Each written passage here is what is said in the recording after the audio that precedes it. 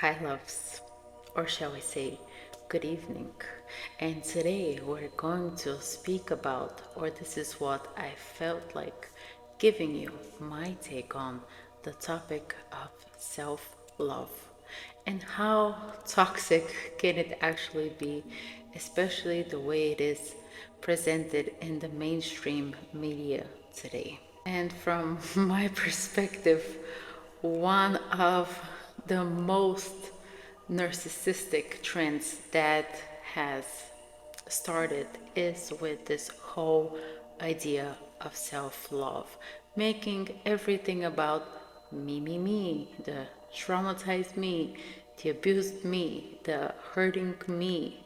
Even from a psychological perspective, the content that you most often see, and at least me being in those fields and watching the information that is coming out, and this information is usually produced because there is a demand for it. If nobody was interested in these topics, nobody would really speak about them.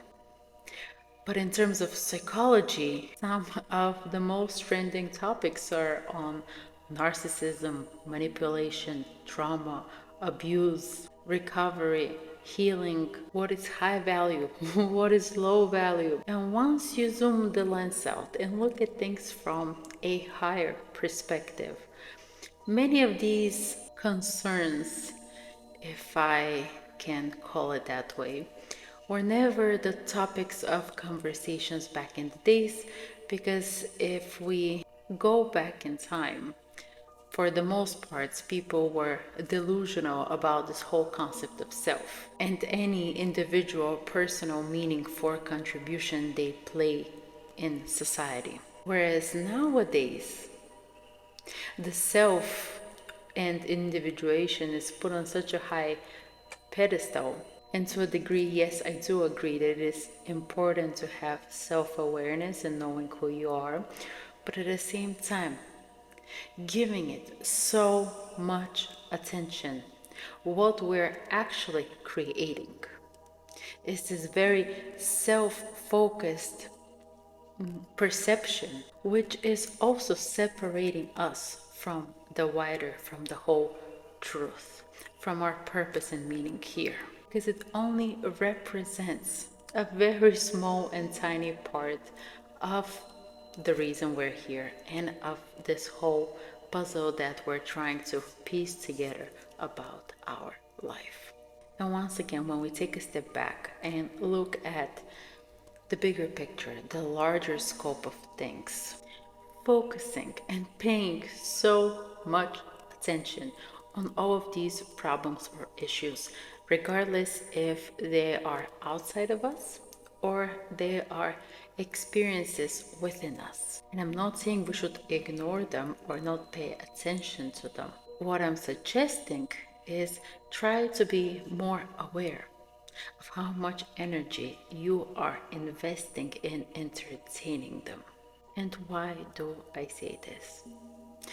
Because when we have access to information and then we use that information to actually apply it in our lives and use it for growth and cultivating more awareness, it is great.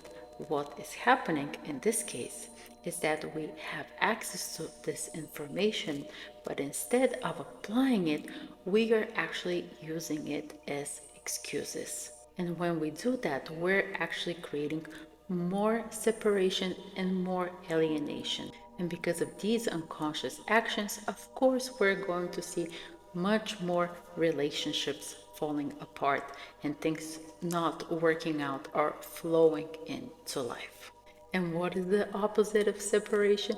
It is creation. But in order for us to create something and create something with someone else, we need to be able to see it as whole. We need to be able to see how that relation, how that interaction, how that symbiosis works together and plays out on the scene of life. And to give you an example, let's say you were in a what you would like to call a toxic relationship. And let's look at the word relationship. It's not possible for it to be one-sided if it's toxic. The toxicity lives on both sides. For the purpose of this example, let's say throughout this relationship, you have discovered that you have dealt or been with a narcissist or somebody who exhibits narcissistic behaviors. But the reality and the truth is, if, let's say, they do exhibit narcissistic behaviors or patterns, then what you exhibit is victim behavior and patterns. See, in this situation, you cannot change them for their narcissistic behavior and patterns, and for sure their reasons for it. But what you can do is realize your own shadow side, your own reflection and behavior, and toxic behavior that is mirrored back. So in this case, it would be victimhood behavior and pattern. And in this situation, it is not going to help of continuing playing the victim. What is actually going to make the change is understanding and becoming aware of that shadow side of yourself. And ultimately, self-love would be that awareness to the dark parts of yourself that only came to the surface in the interaction you had with that specific individual in that relationship. But you would never even get to that point of realization and how it's possible for you to fall into that victimhood state unless there was that narcissistic person in your life. So we need to start looking at these difficult situations, relationships, interactions, and look at the gem inside of them. Look at the opportunity for change, transformation, and growth. Because unless we do that, we're going to further and further feed on this whole separation between you and others, between men and women. And the more we continue living this way, we won't be able to create more wholesome and healthy relationship because we're going against the way nature and life works. And yes, most of my teachings are based on the philosophy of Asimov, which I do have an intro video on explaining what it is more about. And it's more than just philosophy. There is the whole aspect of astrology, psychology, Sufism into it. So it helps to see common issues from a much wider perspective and help us to make decisions, not just whether something is convenient in this moment, but decisions that are healthy in the long run. But in order for us to be able to make those decisions, we need to be able to clearly see, judge a situation and interaction based on its truth and the purpose that it serves in our lives. And based on the philosophy of Asima, there is no one else outside of you but you. In my life, in my reality, in my world, only I exist there. Everyone else is simply an avatar.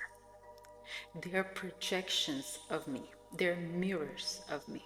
So imagine you have 100 people standing in front of you, but none of them truly exist. All of these people are simply projections of you, projections that you create. So what happens is that each projection in front of us, it gives us back a mirror reflection to parts of ourselves. Each projection unlocks different parts and information about ourselves. So when we speak about these topic behaviors and patterns, I will give you an example of how they would play out. For example, we project onto somebody that they are a narcissist.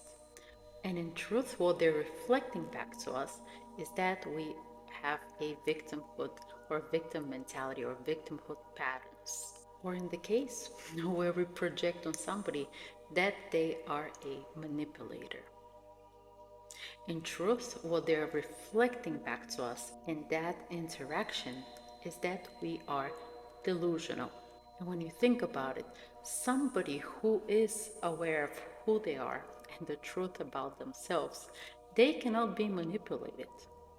Only somebody who's not aware of themselves can be manipulated. Or, for example, we project on someone and call them toxic. What that is reflecting back to us, the truth they're reflecting back to us, is that we are intoxicated and we need to sober up. Or let's say we project onto someone and we say that they're difficult or difficult to love. What that reflects back to us, the truth that's reflected back to us, is that we are easy to give into pleasure. Because only once we are able to see someone as lovable, we are then able to see the truth about them and about us. So, the more excuses we choose to hold on to, any emotion of blame or reason to be against that person, whether they are a lover, a parent, a child, a colleague, it doesn't matter. It doesn't matter what role somebody plays in our lives. Our lesson is to see the person beyond their role, beyond their physical makeup, beyond the mask, beyond the cover. Because that cover, that packaging is just a projection. That's all it is. So the more excuses and reasons we look for separating them from us, what we're doing is we're actually excusing ourselves from seeing the truth. To see actually the truth about us and find the love within. So again, instead of judging somebody that they are narcissist, is our responsibility is to see what truth they're reflecting back to us and how can we work with that. Because trust me, once you learn your lesson and you no longer fall into this space victimizing yourself and you're able to see your own power and strength, and you go through this journey of self-realization, later on you meet that same person that you used to call a narcissist, they don't even bother you anymore. And you're gonna start seeing them in a completely new and different way. This is also a reason why certain people act and behave a certain way around you versus someone else. Because we bring out different things in each other. But it's not so much about them, it is that self-love, it's about us. Can I love myself instead of blaming them for this behavior? But can I love myself and become aware of my own shadows? And by shadows, I mean fears. And when we speak, let's say, about victimhood, is the fear of standing up, of speaking up, of creating boundaries, of becoming transparent that, wow, I never knew how I sucked at doing that. And I was terrible at, creating these boundaries and understanding what a healthy line is and a healthy interaction is. And now suddenly this whole journey of self-love and healing and looking for excuses and blaming somebody else turns into actually a very empowering journey where you clearly see where you have fallen short and have made compromises with yourself and how shitty and terrible they feel. But it is also empowering because you know that now you have the full power and control of changing that. But of course, any change comes with awareness first.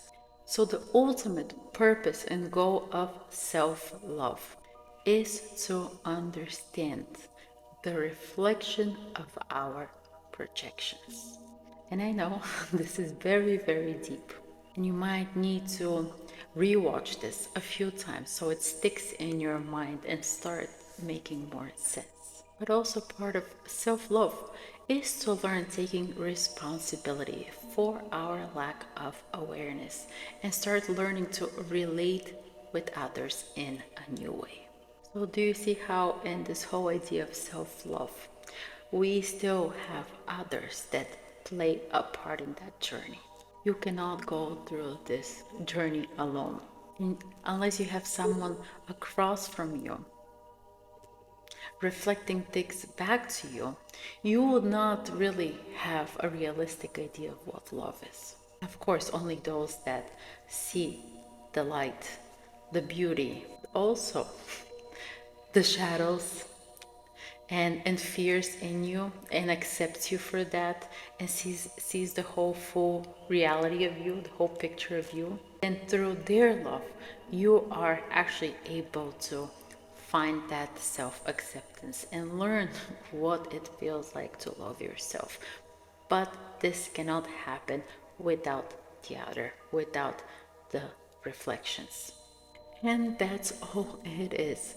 So I even like to look at self-love and this journey of self-love as different set of stages. Set of stages that I call RAT. R-A-T. And did you know the symbolic meaning of a rat?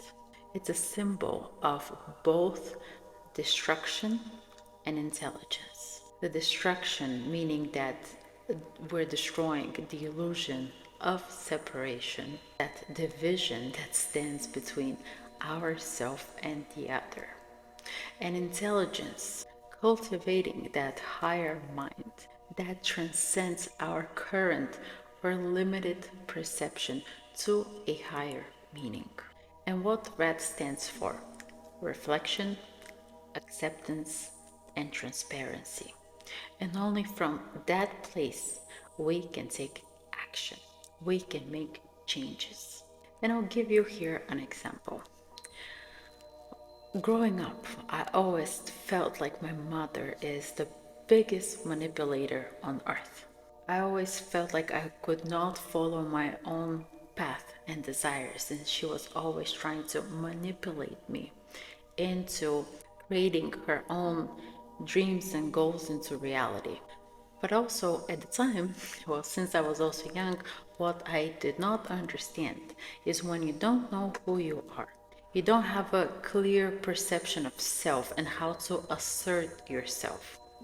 What happens is that it's very easy for you to be manipulated into others' expectations of you. So you end up very easily fitting into others' perception of you, get into this whole loophole that it doesn't feel good, it doesn't feel comfortable. You do feel that in one way or another you are being abused because it doesn't come from a place of free will. At the same time, you don't know how to change it. So this is one of also the reasons why I went into exploring all of these different philosophies and spirituality and astrology especially, which is a great tool for guidance in creating boundaries and awareness to who you are. Astrology is not about fixing all of your problems or predicting the future of your life. No. What astrology is a tool that provides your blueprint. It provides a guidance to who you are, what feels good. What is it that truly feels or would feel the best for you in a relationship, in your job, and in all of these different spheres of life. But in order to live that, first you need to be aware of it and then you need to apply it. Going back to my example, this is what really started helping me to navigate our dynamics and the difference in our interactions. And things that I would blame her for before, now I see that when it's something that doesn't feel true for me, it doesn't work for me, I can say no and I can put boundaries to enter from a place of empowerment. Because continuing to blame her and call her a manipulator would not help with anything. Yes, maybe I can say it once so she can become more aware of her own approach to me because she just becomes used to it. Somebody becomes very used to treating you a certain way if you have allowed it also for a very long period of time. So everything is a process. But also once you cultivate that understanding about yourself, these things are going to start bothering you less and less and less. And all of this throwing the ball in their field and passing on the blame. All of that is going to start to be transformed as your own self-empowerment. And this whole spiritual journey and healing and trauma resolution, all of this is integrated in this whole process of putting that distorted reality back into place and dissolving all of these illusions about yourself and the other person. Because at the end of the day, we are all humans. And humans are not perfect. If we were perfect, we would not be on earth. So if we have the expectation that somebody else should behave in an absolutely perfect way, and if they don't, then we're victims to their poor behavior, it is absolutely ridiculous. Because then we start playing the role of I'm all perfect and all goody goody, and that is not possible, or at least on this reality of earth or in your human form. Because we orbit, we live in this reality of reflections. So what we need is to start recognizing the differences. Each one of, let's say we're speaking about romantic relationship, each role a person plays in that dynamic, and becoming aware to both their shadows and fears and also ours. And once we have that awareness, then we need to go to the next step of acceptance. Acceptance does not mean that we're going to tolerate it or we choose to still be with that person, because we cannot control or monitor their choices and their behavior. They can change it if they choose to. If they don't choose to and you don't feel good, of course you don't have to stay there. But the whole purpose is for you to also be able to realize your own shadows, your own fears. And this is something that you can start working with.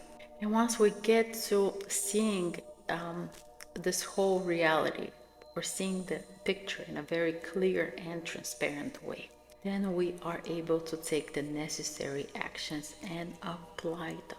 The more we start applying this, and when we dissolve the illusions about ourselves and see that we are not so perfect or good after all, once we start taking responsibility for our own growth, and we begin understanding what love is.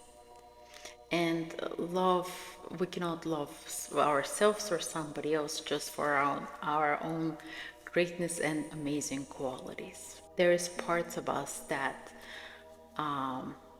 could probably take even a lifetime to master, to work on. There will be fears that still continue to show up. Once we have that awareness of ourselves and how these things start to show up and play out, we can start having more control over them versus allowing them to completely take over and control our lives. For example, I know for myself that I've never been good at sticking to just one thing. There's people that have one particular interest and can literally dedicate their whole life to it. Even with all of my work with spirituality, philosophy, like I am so curious that I like to incorporate all of these different pieces and parts into what I do. And I'm sure with time that's going to evolve. It's not going to stay the same. And who knows, I even envision how it can branch out in so many different ways. So I'm aware that the positive about this is that it brings excitement and diversity, but it can also bring a lot of chaos. And for somebody who seeks for more predictability, I'm speaking about not in my professional, but even in my intimate interactions. Somebody who expects me to be the same today and I'll be the same and do the same thing 10 years from now, then they will definitely be disappointed because I cannot live up to that expectation. What I can do, having this awareness, is that I can communicate with them, incorporate them, and being aware that I do have this unpredictable nature, I can take responsibility of communicating enough with another to make them feel safe in our relationship or interaction. But for me to reject that part of myself and pretend that I'm all perfect and I can be predictable and just play a role, well, that's just not me. So somebody accepts me or likes me, that's just plain stupid. Because they would not even accept or like me for me. That would just be an idea, an image created about me. And if this is somebody who another loves, it doesn't say anything about me, then I know that they have their own perceptions and ideas, but none of this speaks true to who I am. So hopefully this is enough for you to clearly start understanding how when we take this information and knowledge, we start applying it in our relationships and our interactions. And instead of them becoming this toxic, miserable, painful thing, they can actually turn and transform into our biggest and possibly most beneficial lessons we have in this lifetime. Because again, we discover who we are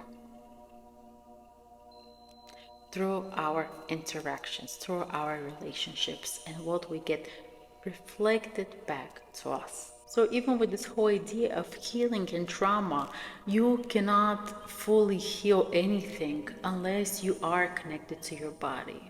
But even you start experiencing your own physical connection to your own body again within interactions. If there is one person in this whole entire world that will tell you we do not need people and we do not need interactions, and there will be, and if that was the reality, then I will be the happiest person in the world. I can be very sheltered and okay on my own and introverted into my own working space. But also, this is why, since everything works through interactions and healing and even intimacy, if somebody doesn't make you feel comfortable to open up to them, you know how the sun or warmth helps you open up, it just feels comforting and warm, then it will be very difficult for you to heal through them. So again, somebody who makes you feel comfortable to open up. Usually those interactions serve for the purpose of us healing through them. So again, the healing process is through an interaction. This is why it's called love heals. If that's so idealized to some, love can be healing once we're able to receive it and welcome it. And the interactions with those who trigger in us things, then they only represent or reflect back to us lessons that we still need and have to learn. So to conclude, the whole concept of self-love, that's why I'm not even such a big fan of the word self-love, because nothing about it speaks of love.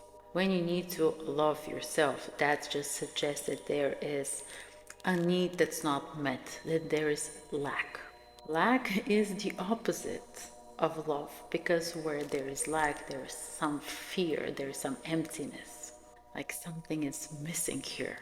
Of course, when something is missing, we can't even describe it as love, because love is that shines light on all of the places and parts and spaces of us, even the ones that were missing or we describe as fears. So my suggestion is, instead of self-love, to begin looking at it as the journey to self-transparency or awareness, and to find a love for the parts of you that might be difficult to accept, the fears that are difficult to face, ones that you awaken to through your interaction with others. Instead of going into this whole approach with a sense of I need to move away from people and it's just about me, how about I start being more around people, but I start using our